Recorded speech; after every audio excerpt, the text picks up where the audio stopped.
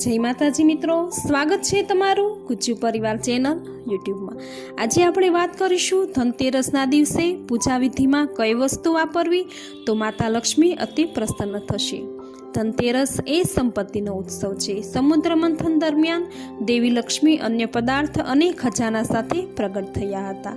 આથી લોકો સમૃદ્ધ જીવન અને પરિવારની સુખકારી માટે દેવી લક્ષ્મીને પ્રાર્થના કરે છે અને મા દેવી લક્ષ્મી ભગવાન કુબેરની પૂજા અર્ચના કરે છે। આ દિવસે ઘરમાં નવી વસ્તુ અને કિંમતી ચીજો ઘરે લાવવાની પ્રથા છે।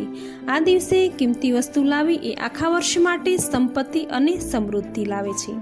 તો ચાલો જાણીએ એવી કઈ વસ્તુ છે જે માતા લક્ષ્મીને અતિ પ્રિય છે, જેથી પૂજન વખતે તેનો ઉપયોગ કરવો અતિ શુભ છે।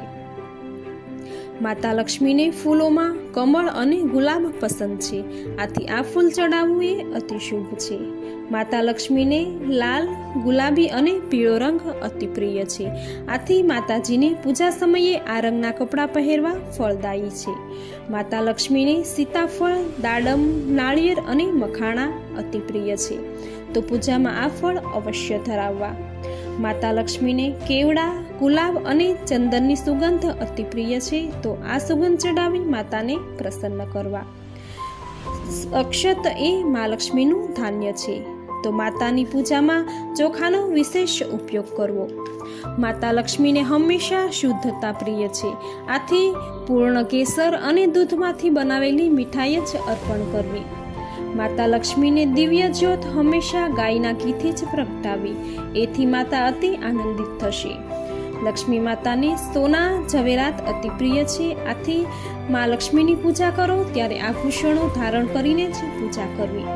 કમળ કાકડી, શંખ, કોડી, ગોમતી ચક્ર એ માતા લક્ષ્મીના ભાઈ બહેન છે, આથી પૂજામાં એ વસ્તુ અવશ્ય સામેલ કરો, આથી માતા લક્ષ્મી અતિ પ્રસન્ન થશે। અને પ્રસાદીમાં માતાને પંચામૃત અવશ્ય ધરાવો, આ માતાને અતિ પ્રિય છે।